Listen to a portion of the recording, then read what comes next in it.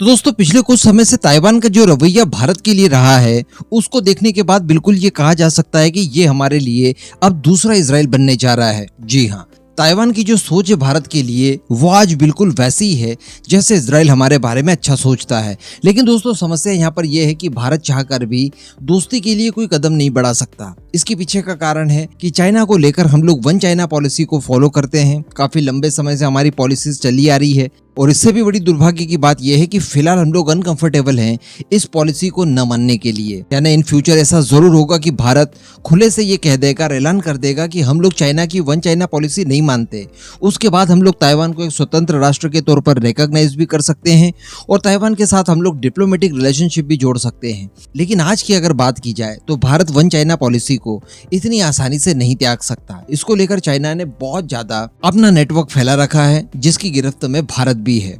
आप खुद ही सोचकर देखिए कि अगर अमेरिका इस समय चाइना की वन चाइना पॉलिसी को मानने के लिए मजबूर है तो हमारे साथ भी वो मजबूरी थोड़ी बहुत तो लगी ही होगी, चाहे फिर उसके कितने ही बड़े हम लोग एनिमी हो। लेकिन दोस्तों अगर थोड़ा सा सोचकर देखिए कि ताइवान के साथ हमारी साझगांठ हो जाती है तो हमें क्या कुछ मिल सकता है। सेमीकंडक्टर के क्षेत्र की अगर बात की जाए तो दुनिया में बनने वाला 70% सेमीकंडक्टर ताइवान द्वारा प्रोड्यूस किया जाता है। अगर माइक्रोचिप्स वगैरह की बात की जाए तो उसमें तो 90% तक योगदान ताइवान का माना जाता है। इसीलिए मैंने अभी कुछ दिन पहले आपको वीडियो बनाकर बताया था कि अगर ताइवान के ऊपर किसी तरह का कोई युद्ध थोप दिया जाता है चाइना द्वारा तो लगभग 90% तक वर्ल्ड पूरी तरह से लॉक हो जाएगा और रिकवर होने में काफी लंबा समय लग सकता है।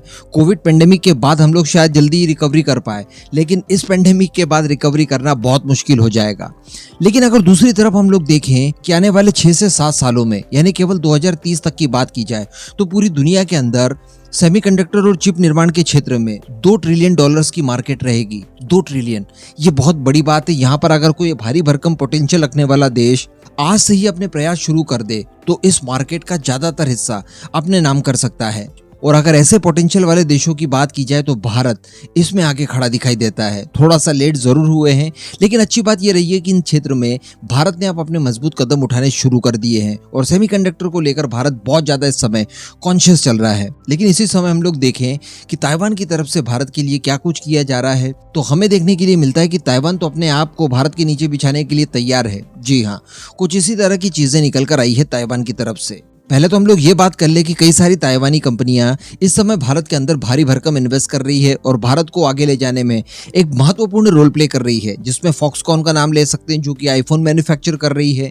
जल्दी ही फॉक्सकॉन भारत के अंदर इलेक्ट्रिक व्हीकल्स के लिए भी बहुत बड़े स्तर पर काम करने जा रही है। फॉक्सकॉन भारत की वेदांता के साथ मिलकर भारत में सेमीकंडक्टर के निर्माण के क्षेत्र में कार्य कर रही है। लेकिन इसी बीच ताइवान के विदेश मंत्री जोसेफ की तरफ से एक बयान निकल कर आया है और इन्होंने जो बयान दिया है उसे सुनकर तो यकीन मानिए आप थोड़ा सा भावुक जरूर हो जाएंगे। इन्होंने दरअसल कहा है कि हम लोग भारत के साथ व्यापार करना चाहते हैं, हम अपनी कई सारी कंपनियों को भारत में भेजना चाहते हैं और ऐसा करने के लिए हम लोग बिल्कुल भूखे बैठे हैं। भारत के साथ टाई अप करने के लिए और व्यापार को बढ़ाने के लिए ताइवान बोल रहा है कि हम भूखे बैठे हैं और इसके लिए जरूरी बीच में आ जाता है FTA को लेकर मैं आपको बता दूं कि भारत ताइवान के बीच में काफी लंबे समय से बातचीत चल रही है। लेकिन जैसा कि चाइना के मामले को लेकर हम लोग समझ सकते हैं कि दोनों देशों के बीच में FTA को एक्चुअली फाइनल रूप दे देना बहुत ज्यादा मुश्किल है। लेकिन अब ताइवान के विदेश मंत्री द्वारा इसी बात के लिए आग्रह किया गया है कि भारत जल्द से जल्द ताइवान के साथ FTA साइन कर ले, यानी फ्री ट्रेड एग्रीमेंट। जिसके बाद बताया जा रहा है कि ताइवान की जो भी अग्रणी कंपनियां हैं जो कि इस समय मजबूरन चाइना को फायदा दे रही है वो सारी की सारी उठकर भारत आने के लिए बिल्कुल तैयार है। इन्होंने कहा है कि चाइना का रवैया देखते हुए ताइवान की जो मैन्युफैक्चरिंग फैसिलिटीज है उन्हें स्थानांतरित करने का समय आ गया है और इसके लिए भारत उन्हें सर्वोच्च स्थान दिखाई देता है। भारत को तेजी से बढ़ती हुई और उभरती हुई शक्ति कहा इन्होंने और काफी तेजी से आर्थिक विकास भारत कर रहा है। तो ऐसी परिस्थिति में अगर ताइवान के साथ भारत का फ्री ट्रेड एग्रीमेंट हो जाता है तो ये ताइवान की कंपनियों को बाध्य कर देगी और बीच की सारी बाधाएं हटा देगी और वो बड़े स्केल पर भारत के अंदर इन्वेस्टमेंट करके अपनी मैन्युफैक्चरिंग फैसिलिटीज को शुरू कर पाएगी। क्योंकि बताया जाता है कि अगर FTA के बिना ये सारी कुछ चीजें की जाती है तो इसमें प्राइवेट कंपनीज को काफी ज्यादा नुकसान होता है। उन्हें बहुत ज्यादा टैक्स देने पड़ते हैं, साथ में उन्हें जो रॉ मटेरियल्स चाहिए होता है फैसिलिटी के लिए उसके लिए भी ज्यादा पे करना होता है।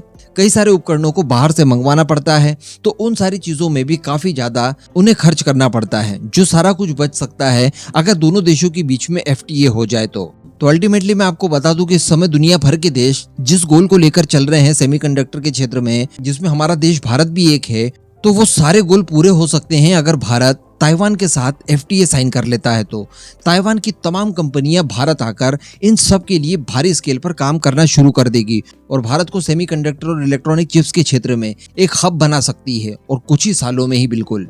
तो अब खैर देखने वाली बात यह रहेगी कि क्या भारत सरकार ताइवान के इस ऑफर को मानती है और क्या एफटीए साइन करती है, या फिर किसी तरह के प्लान बी के ऊपर काम करती है। क्योंकि मेरे हिसाब से जितना हो सके उतना जल्दी ताइवान को ये अपॉर्चुनिटीज देनी होगी भारत के अंदर, जिसमें इन फ्यूचर ताइवान से ज्यादा भारत को फायदा है। इस पूरे मुद्दे पर मैं आपका ओपिनियन जानना चाहूंगा, नीचे कमेंट बॉक्स में जरूर दीजिएगा।